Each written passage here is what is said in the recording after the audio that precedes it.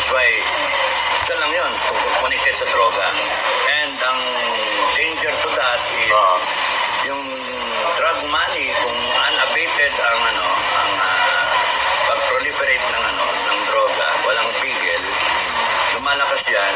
For example, yung mga nakukuha ng mga isang tonelada, ganun, o ilang tonelada, translate that kung 10% lang yung nahuli, may nakalusot na 90%.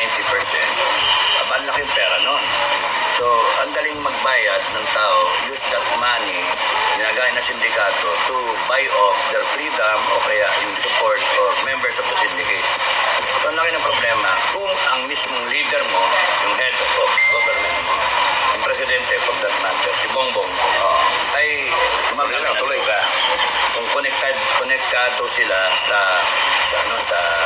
drug cartel. Mas malaking problema ni BBM, hindi tayo. Bakit? Kasi si Trump will clamp down on mga drug cartel.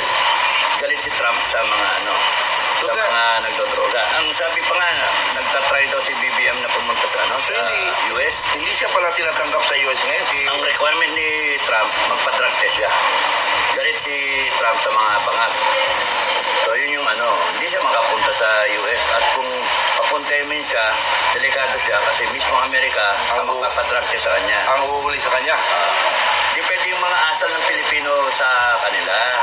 Hindi pwede yung sabi mo, presidente ng Pilipinas. Hindi. You are a nobody before. Binoto ka ng Pilipino. Yun ang nakalimutan nyo, yung